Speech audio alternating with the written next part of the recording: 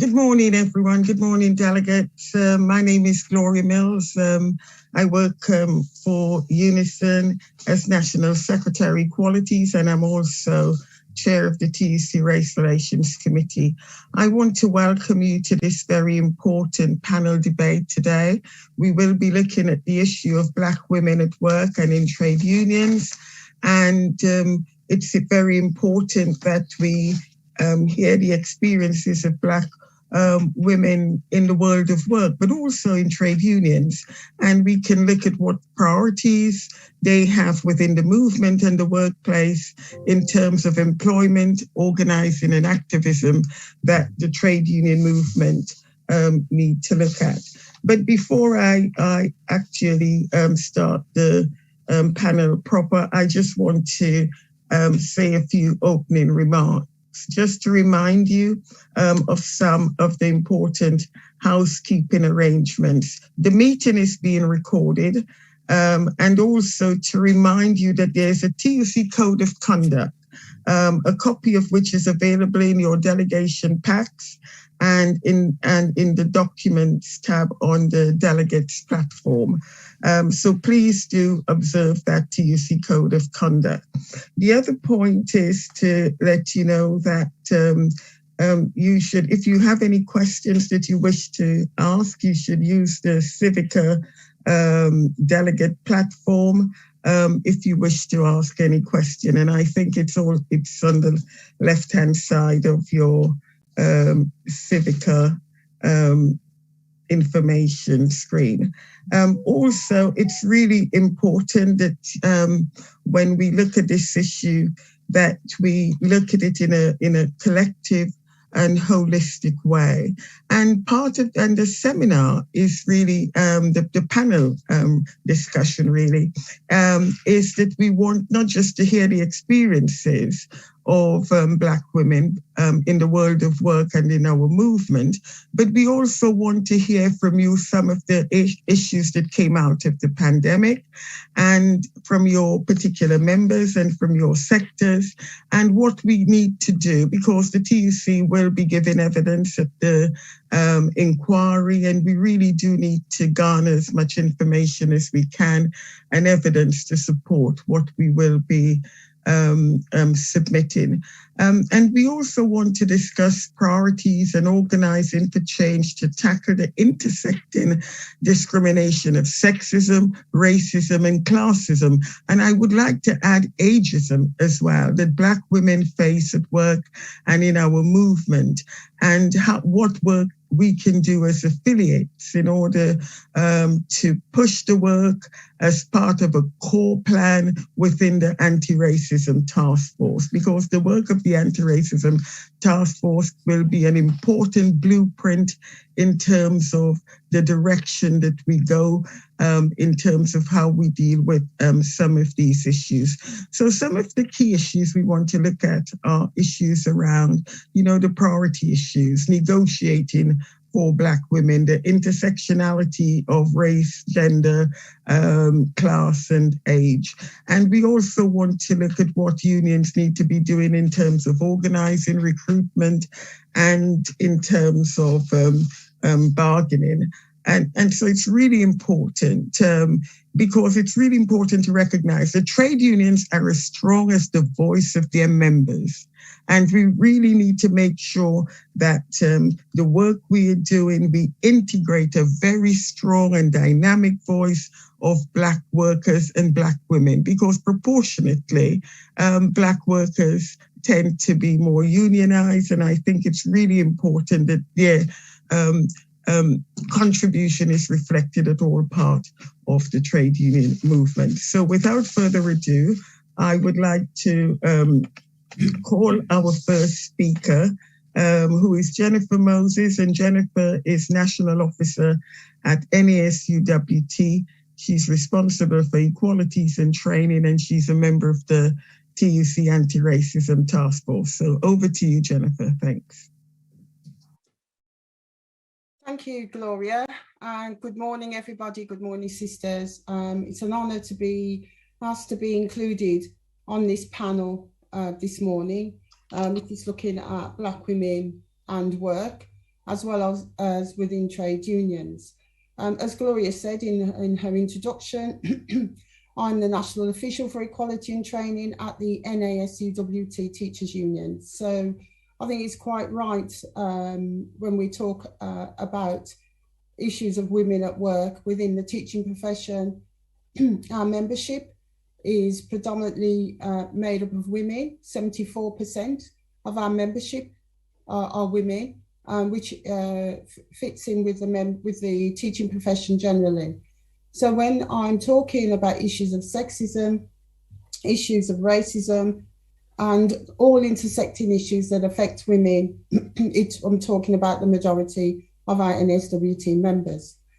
The invite that we had from Nikki Pound said be conversational. So I hope that the panel can be conversational in some way as best we can within the 4.5 minutes, which Gloria reduced us to. We had 5, but she said 4.5. So I'll do my best. We've been asked to cover quite a lot of ground. So I just thought it'd be useful if I focused on perhaps just 3 areas. One, around the priorities that we need to adopt in terms of Black women in the world of work as well as within our unions. Little bit of information about my experience and experience of our union about Black women and how they've been impacted by the pandemic. How do we challenge stereotyping that Black women face in terms of their roles in the workplace as well as within trade unions? Now, quite often when we're talking about this topic, I get questioned on why a focus on Black women? Surely this is an issue for all women. And yes, it is an issue for all women. But we need to understand that all women's issues are not the same. Black women are affected disproportionately and impacted by a number of things. And also to realise that Black women's experiences also are not the same. We're not in a homogenous group. Regardless of our background, our cultures, our ethnic identity, our experiences will differ. And it's important to recognise that structural sexism and racism is a reality and impacts on women differently. So this is an important priority, I think, for our trade union women to look at the experiences of women within the movement and also in the workplace. And we need to do what it takes to stand up against all forms of intersecting discriminatory aspects, whether it's racism, sexism, homophobia, ableism, etc., as well as classism. And so racial justice has to be at the heart of all of that. So this is why it is important in terms of addressing that question of why we need to focus on Black women. I don't know whether you've seen, there's been a recent report of the Black Women in Leadership Network, and they did a report on the lived experiences of Black women in the workplace, where they said 2 in 3 of the Black women reported racism and racial bias at work. A third had actually resigned due to race-related discrimination. Over half of them said that they had been overlooked in terms of promotion.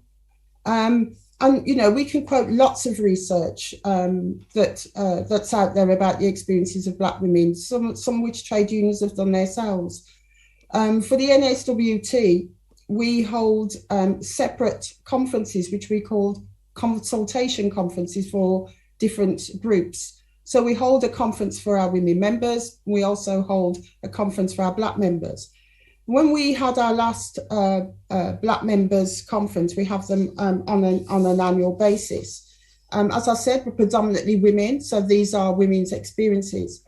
When we surveyed those people that attended that last conference, which was over 500 of our Black members, over a third had said that racism had got worse over the past 12 months during the pandemic.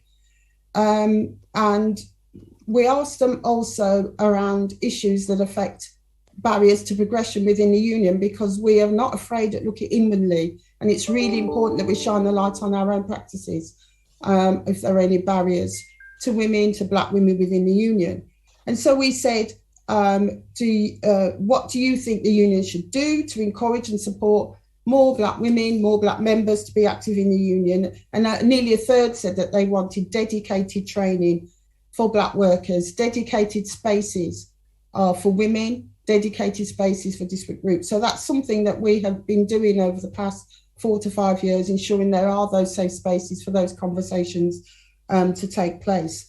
So again, going back to that question, this is why. There's a lot of discussion about intersectionality and why it is important, and it's very important. It's a term that was originally coined by my sister, Kimberly Crenshaw, and Kimberly talks about intersecting oppressions, particularly of women and Black women, and how Black women's experiences of sexism and racism and classism are inseparable, and therefore their needs and their world views are distinct from those of Black men and white women, and therefore they must be addressed simultaneously. So within our work within the trade union movement, it's really important that we prioritise this and address this and raise awareness around the distinct issues that affect Black women in the world of work and also within our unions. So we know that women sit at various intersections of targeted oppression. That means for Black women, when we're having a conversation about maternal and child health, it must include a discussion around access to care support, bias and stereotypical assumptions about Black women's biology. When we talk around the pandemic and the impact of the pandemic on our members, we need to talk about existing inequalities that affect Black women. And we know that those existing inequalities were there long before the pandemic came. And what the pandemic did is just highlighted and shone a light on those existing inequalities. The issue about maternal women that came out of the Embrace study, which looked at Black women in childbirth. And I'm sure you'll all be aware of the statistic that Black women in the UK were 5 times more likely to die during pregnancy, childbirth, etc., than white women. So we have to question, why is that happening? It is not anything to do with the biology, genetics. It's about discrimination, it's around bias, it's around assumptions made about Black women being strong, Black women being able to bear pain and not being listened and not heard. So again, this is why. So as I said, that COVID-19, it revealed issues around stark disparities that affect Black women more over and above other white men and white women as well. So it's important, as I say, that we do have this as a profile in the work that we're doing in collective bargaining, work that we're doing in policy development, work that we're doing around organising and representation and participation of women within the union. We did a piece of work within the NASWT around the impact of the pandemic and how it affected. And 2/3 of our Black members said that their employer had failed to address the specific and increased risks that Black staff face from COVID-19. And that was a really important piece of information that we needed as part of our discussions, as part of our lobbying with government. Why is it that Black staff, Black teachers, Black ed teachers within schools felt unsafe and felt that their employer had not addressed their specific needs, particularly given the fact that Black people were predominantly more susceptible to death from COVID or from being seriously ill from COVID. And yet within the workplace, this was not recognised, this was not understood and often ignored. We had so much casework during the pandemic around assessments, risk assessments, and how they needed to be differently looked at and impacted on the impact of Black members. So I know I don't think I've got much time left, so in closing, I just wanted to talk about some of the solutions, because it's easy, I think, to talk about what the problems are and some of the solutions, and also to acknowledge the work of the TUC Anti-Racism Task Group that is also looking at the issues of Black women within the workplace and in union. It was set up in 2020. It was a 2-year programme, but the work will continue. We have the Race Relations Committee that started that work, prior to the task force, and will be tasked with completing it, and also taking forward the action plan that has recently been developed.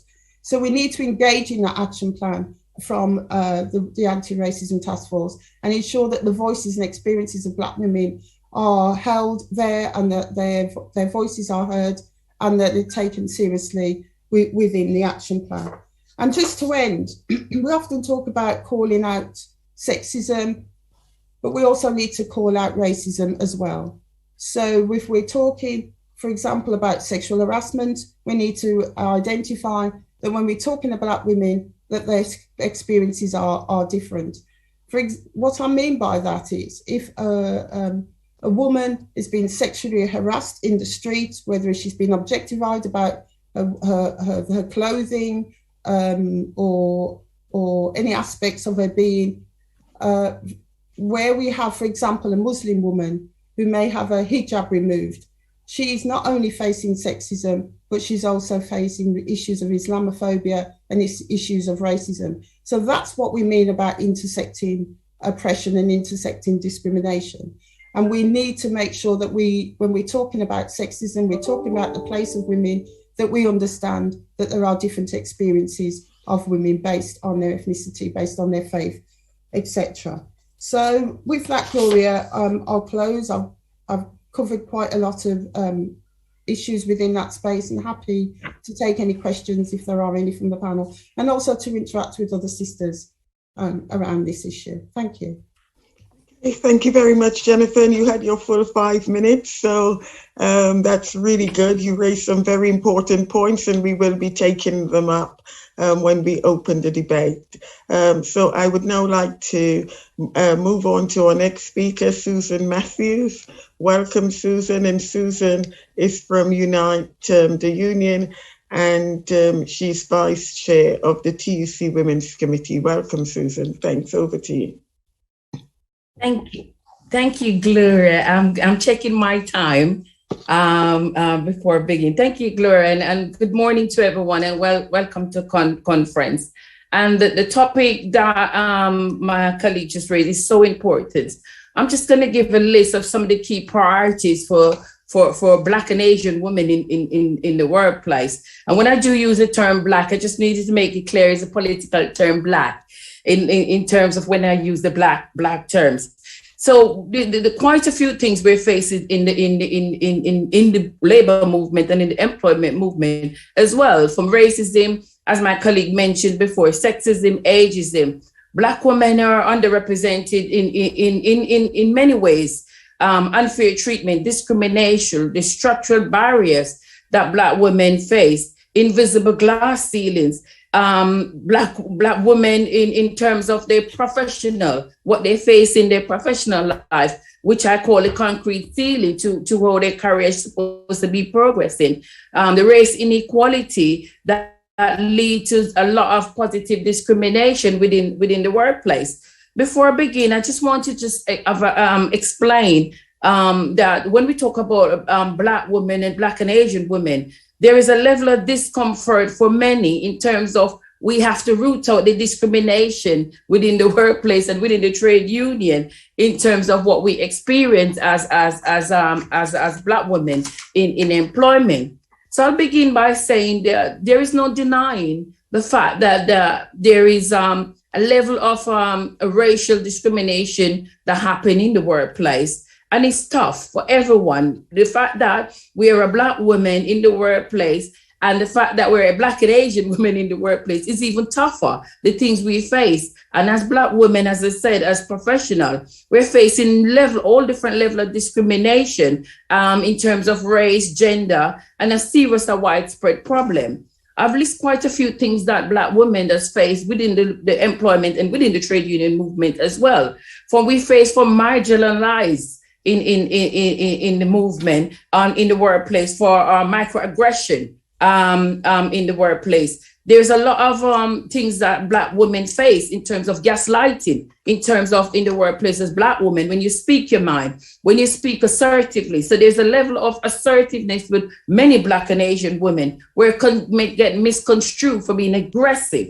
The intentional and meaningless assumption that make upon Black women in the workplace is real, and in the movement as well. There is a level of a racial stereotype that Black women face in the movement as well as in the workplace. So Black women deal with a lot of anger in terms of the level of stereotypical views that place on them as workers, not to mention the level of progression. When we're talking about pay gap, the issue Black women face in terms of the pay gap in terms of in work and leadership role and responsibility, that's either in the workplace or even in the employment. The progression level is just there. No matter the qualification a Black woman have or Asian women have in the workplace, for some reason the goalposts keep shifting. So the odds against Black women is always being stacked upon. And this is a big obstacle for many Black women who confronted in terms of the progression and the lack of progression within leadership role, within either the trade union movement or within employment. So it's being a woman, being a Black woman, being a woman in leadership role. You have to have a level of courage to continue to push forward in terms of progression in employment or even in the movement as well. So with that said, in terms of Black and Asian women, we have to learn to navigate ourselves in the working environment or even in the trade union movement as well, because of the marginalized that we face within either the employment or trade union. So we become very good at navigating our own progression in terms of where we need to get to as women within society, even on a whole.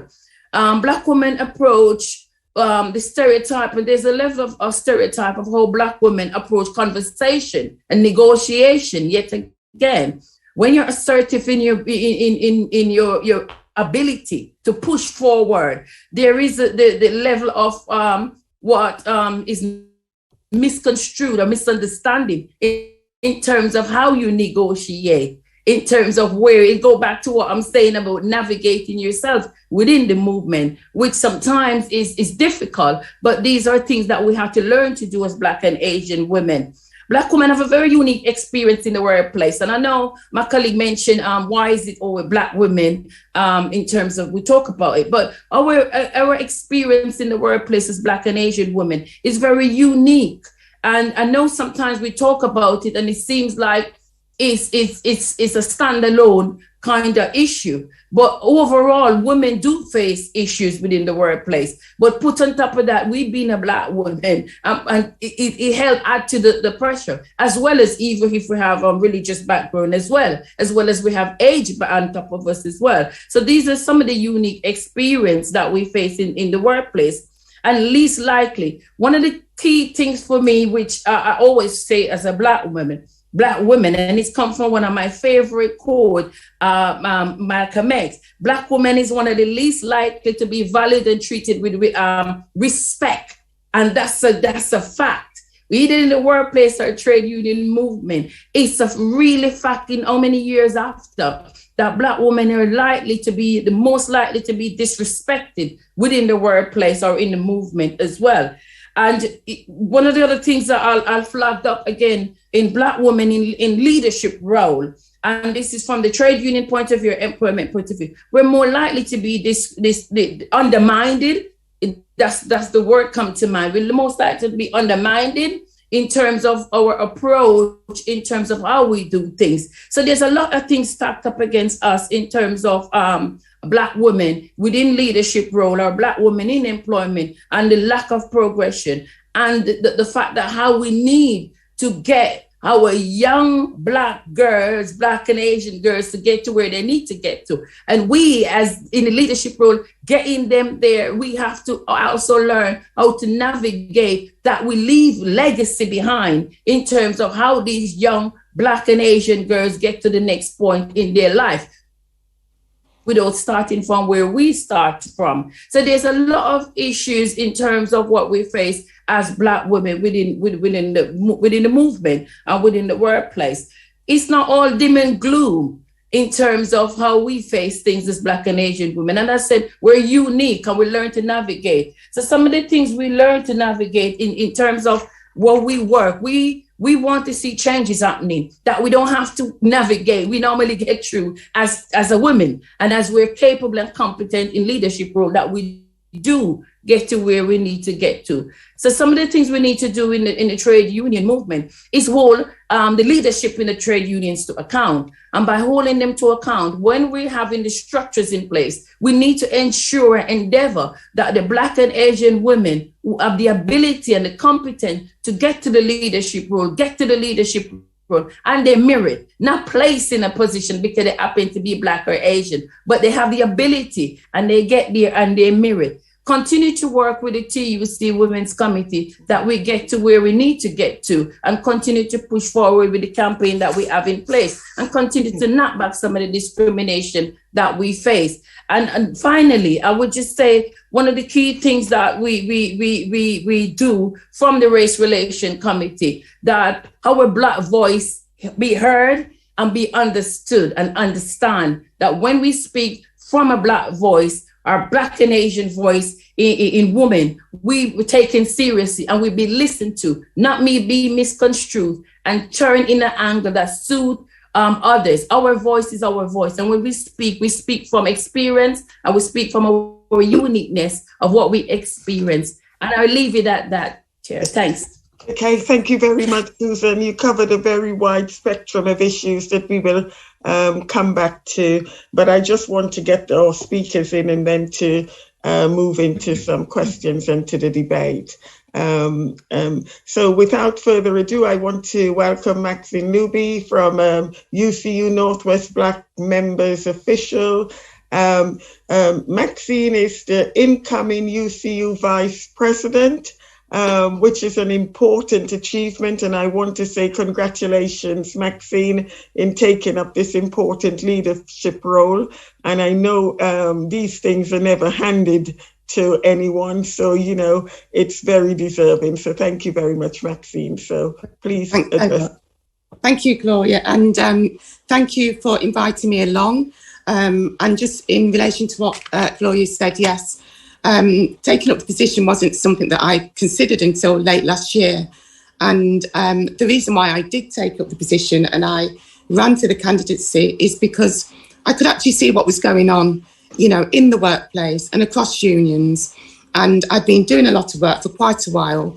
You know, behind the scenes, I've been a union activist for too many years that I care to share with you. But I've been doing a lot of work behind the scenes. And when I look at these young Black women coming up who are coming to me for advice and support, and which I do in my personal time, and I have no problem doing that because I feel that I need to do that. And as an elder Black woman, I have a responsibility to young Black women coming up because I know how hard it's been. I've been there, I've done it. I'm still in the midst of the mess that is the workplace. So it's a position that I've taken up, not for personal reasons, but so that our voices can be heard even more so and taken seriously. And there's been a lot said about the role of Black women, and thank you to the two speakers before, because they've made quite a lot of the points that I made, that I was going to make anyway, which is what always happens. But one of the main points I want to talk about is isolation.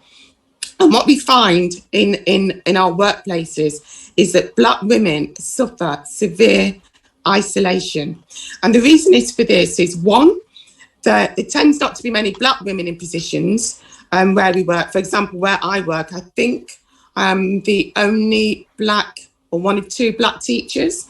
So anything you experience, you tend to experience on your own because there isn't that sense of understanding across the board, and there isn't that sense of it being taken up as an agenda issue within the workplace, because there's a lack of understanding of what the needs are.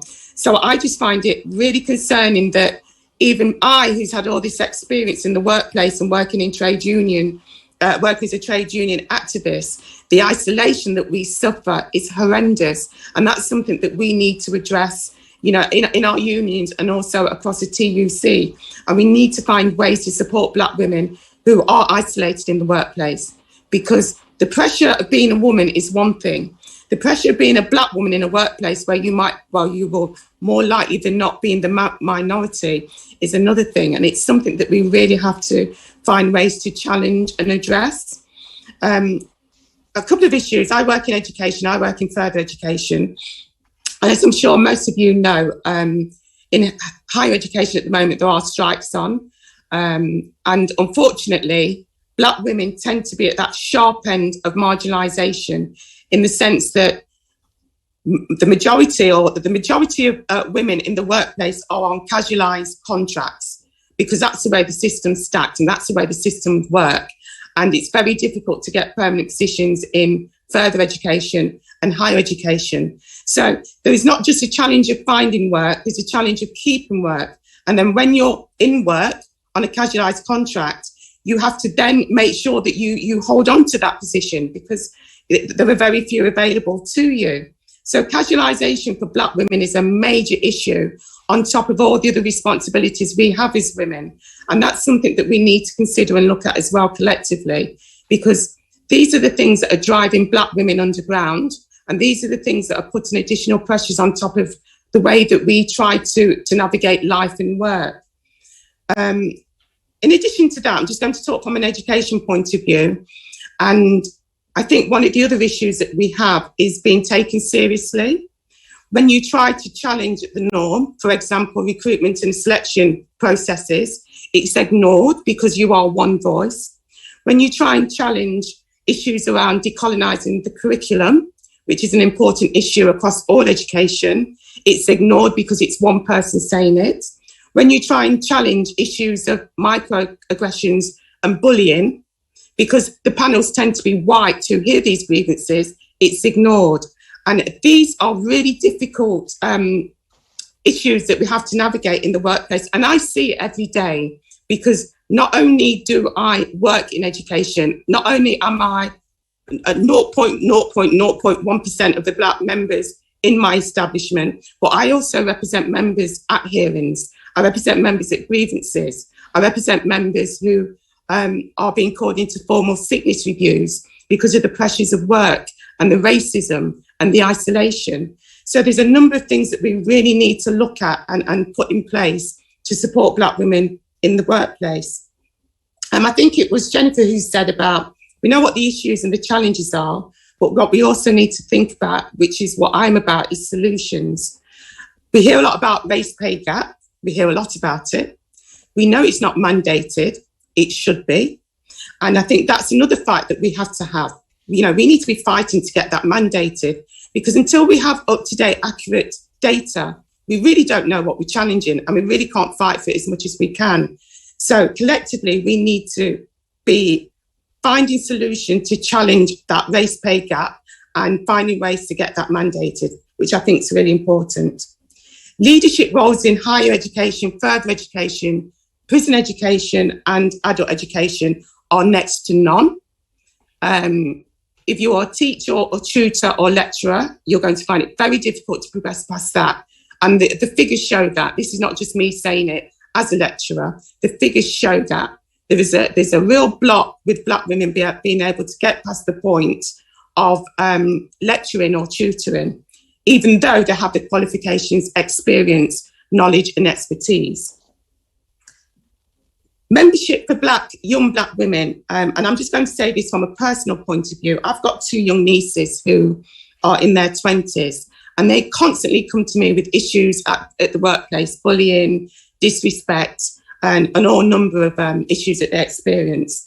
And I think what we need to do collectively as well, we need to set up mentoring programs for young black women. I'm getting old.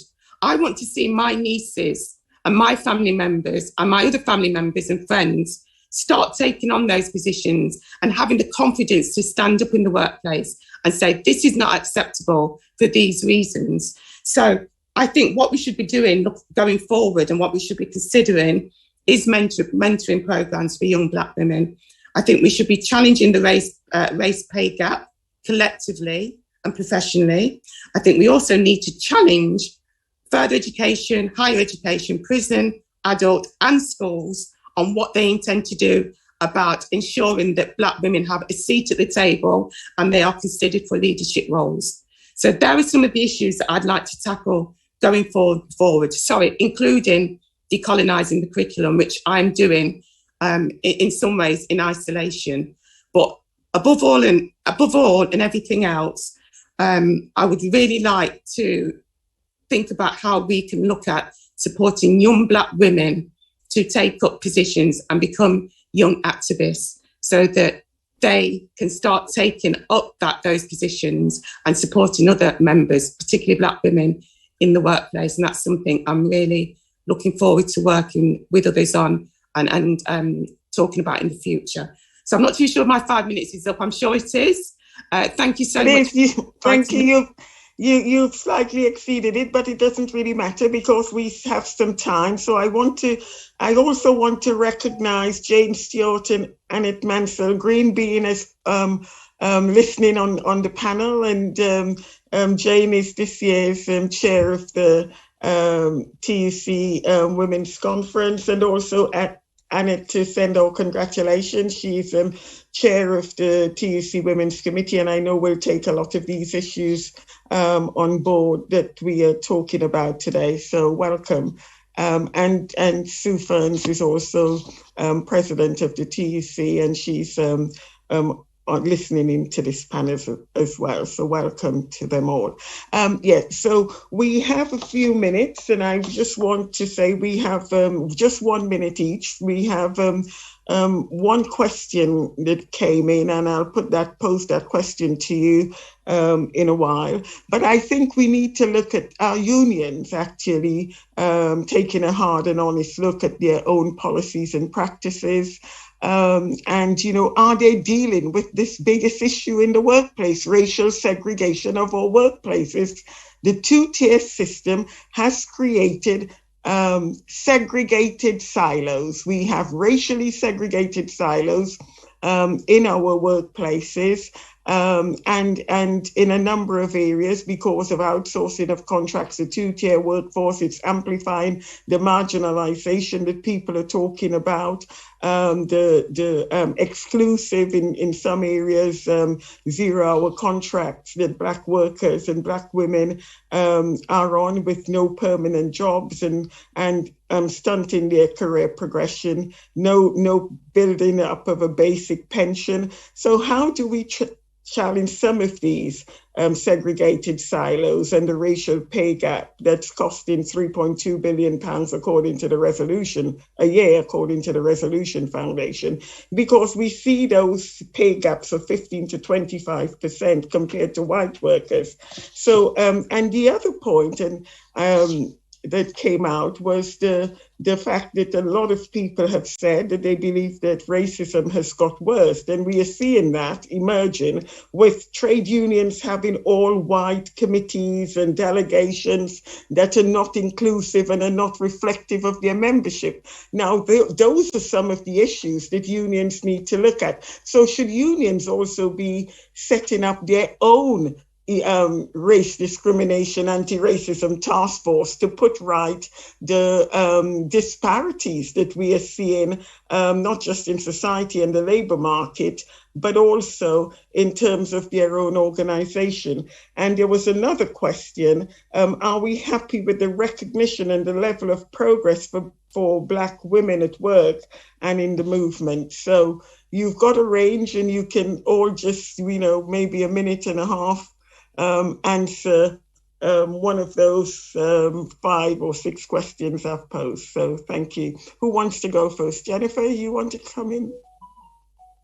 Yeah, thanks, Gloria. Some good questions there, and really important questions. And I think in terms of how we address the issues of the position and representation of women, particularly in the unions, and I think it's about having those uncomfortable conversations. We need to be uncomfortable, whether it's raising it, calling it out, or having those conversations, for example, around collective bargaining, about where women are, Black women are within our structures, how many of our Black women are taking up posts that were traditionally held by older white men, so for example, health and safety, whether we break down the negative, misogynistic and sexist and racist traditions that we have, unfortunately, still within the trade union movement. I think we've got a lot to do in terms of raising that awareness and having uncomfortable situations. But also, I think as Black women, we also need to address things ourselves, things that get in the way of us progressing within the movement or in leadership positions generally. For example, just a very quick anecdote. When I'm a paid employee of the NSWT, and one of the first jobs that I did, meetings that I did, was quite a high-level public policy meeting with education people. And I remember sitting around the table. It was predominantly, well, I was the only Black person in the room, but there were other women in the room, so that kind of gave me some kind of safety. And I remember someone, one of the men, a white man, came up to me and said, "Oh, I'm sorry, we don't seem to have the papers for the meeting." So I naively said, "Oh, would you like to share mine?" And he said, "No, you need to go and get me my papers for the meeting." So he had assumed, we've all got these stories. He'd assumed that I was the administrator and that I hadn't got a place around the table in the same way that he had. And I was very naive about it. And I didn't, at the time, I have to admit, I didn't say, "Well, how dare you," or thing. I just said, "I'm really sorry, maybe I can find somebody that can help you." So that is part of the, that term that we use around imposter syndrome, where we doubt our abilities and we sometimes feel like a fraud. And even though, we have the same experience, the same abilities that everyone around the table, it's those sort of issues of microaggressions, of sexism, of racism that come into play that create the conditions for us to have experienced that imposter syndrome. And then we need to do some work on ourselves, I think, in calling those things out, calling them out when they happen. So I think it's twofold. It's issues that trade unions need to address, have those uncomfortable conversations, address issues where sexism and racism come into play, but I also think as Black women, we also need to address things ourselves personally. Okay, thank you very much. Susan, just 1 minute, and then because we're getting close to our closing time, and I'll come into Maxine as well. Thanks. Thanks, Gloria. I'm going to stick to the 1 minute. I'll just address the question in terms of racial segregation. And I start by saying, in order for us to address these concerns in the trade union movement, and I'll focus on that, first and foremost, we have to uproot the problem. And by uprooting the problem, we have to acknowledge and face that we do have a problem. And if we don't do that, and go back to what Jennifer said, we have to have that uncomfortable discussion in terms of us to uproot the problem and deal with it. And the other thing I'll say, working together as Black and Asian women, we need to start to do that a lot more within the trade union movement and within the workplace to get to where we need to get to. I always say this, having a seat at the table. If there's no seat at the table, bring your own chair. Bring a fold-up chair and put there. You understand? And you have a seat at the table. Don't wait to be given a seat at the table. Bring your own seat. I just finished by giving an example within Unite. And we have our challenges in Unite and difficulty. But I must say, we have done a lot in terms of what we need to do for Black and Asian women in Unite. I'm in the leadership role as a Black and Asian BAM representative.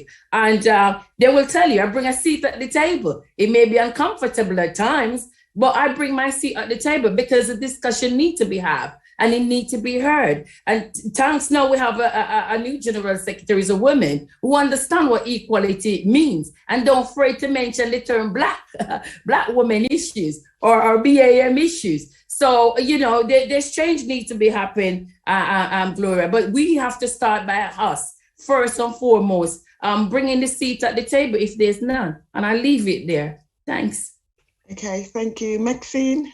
Yes, just quickly, and I'll try and I will keep it to a minute. I think one of the most important things in this challenge is understanding the numbers out there. I mean, I've represented members on cases of race discrimination. None of that information is being collected. And I think we need to start collecting data. We need to be asking for that data and using that to inform what we need to do across our unions and our establishments. And I think that's really important. because we've got Black members who are leaving work due to claims of racism that go nowhere because the senior management team think it's okay to uphold it and not acknowledge that it's a problem. So we've got Black workers who have no standing or no say on how they're being treated, and all that information is being lost. And I think collectively, we should be calling out and asking for that data across the board so that we can start challenging institutions and even challenging what we do collectively and individually as our unions. But we need data and we need facts, and then we can start really calling things out. Thank you. Okay, well, I just want to say thank you all for your contribution. It's been a very excellent debate. I want to send my personal congratulations to the majority of Black and migrant workers who took 2-week strike action to end racial segregation and the two-tier workforce, and to at the Royal, the Barts NHS Trust. That was an important major victory for them. And I think it's a demonstration to show of what trade unions should be doing. And I know people are doing it right around the country. In all unions, they're fighting outsourcing and fighting against the two-tier workforce. So this is, it was an important victory. And I think we need to, have a huge momentum going forward to end some of these appalling practices that are economically disempowering Black communities. I also want to thank the panel and the TUC team for organizing this event, and for the delegates who have been engaged in this panel as well. But I want to just leave 2 questions for delegates to please ask your trade union to actually look at themselves and set up their own task force internally to look at the same areas of work that bargaining, organizing, campaigning, and their internal HR practices. I think that's really important. The other point is that a letter has gone out from Patrick Roach and Francis O'Grady encouraging unions to think about how they deal with some of the issues and respond to the task force challenges, and to ensure it's on their own executive committee. So I think that's the challenge that we are posing, and what we want is for unions to step up in the workplace and end these racial segregated silos, particularly that have emerged around 0-hour contracts and casual working. It's time to lead the fight back. And I know Black women have a lot of, they're very resourceful, they're very resolute and resilient, and we are here because we resist, and we resist every day. So thank you all very much, and enjoy the rest of the conference. Thank you.